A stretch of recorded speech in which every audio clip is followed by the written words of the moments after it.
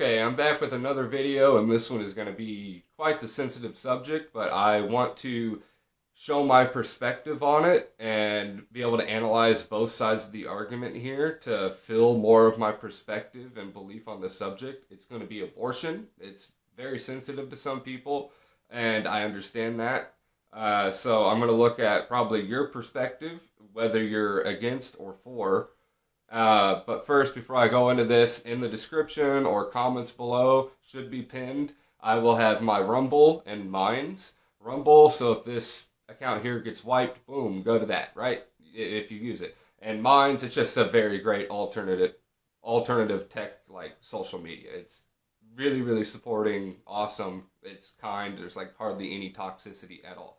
Now, to this, I want to talk about the left's view and the right's view on abortion, and how I understand both sides, because I am ultimately kind of in the middle, right? So, on the left, we have the argument that it's not a human life. Like, as a little fetus, it's not human life. It's just a single-cell organism or a small multicellular organism.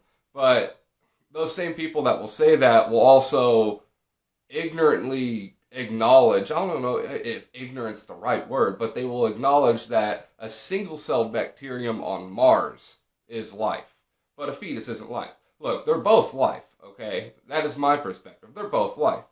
All right, that's just how it is. That's just a fact, all right? Now, I think that the left is correct on this part, where it is their body, it's their choice. It's the same with a certain experimental medical procedure. Your body, your choice. You get what I mean? On that argument, right? Those two right there, the conservatives and the left are like a different side of the same coin there. Now, I really do understand where the left is coming from, though, but at the same time, I really understand where the right's coming from, too, because I have a little lovely, just sweet little chubby baby girl. She's awesome. Her smile's amazing. It's so cute. But I understand the right here, too. But not religious-wise. And this is predominantly it. It's not all for religious purposes, but majority of it is. All right. We know that it's because of the Bible and so on that they're wanting to implement it and make it illegal, which it goes against the First Amendment, because you are now implementing something that goes against religious freedom, because it is your religious belief that is dictating such a thing that you're against, that you are then putting into law, which is not okay. That's unconstitutional. That's not right. You are restricting rights of other individuals that are not a part of your group. Now, I understand also, I don't agree with abortion. Twist. As you saw, I understand the left's perspective, but they're wrong on the fact that it's not a life. It is. If a single-cell organism on Mars is life, then a little tiny baby fetus is. Now, late-term abortion is absolutely abhorrent. If you are somebody who is actually willing to do that, you are a monster. That is something morally, not religious-wise, should be a law. Morally. Because that, at that point, yeah, that's a little sick. Okay, that's a little sick. But there are times where abortion can be justified, too. And we can't just leave that out. Like, if a woman got,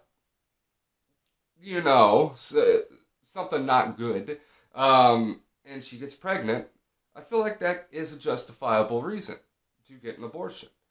But also, I think that if the woman is going to die, and the baby's going to die too, or just the woman or something, it's like, that's all, it's justifiable.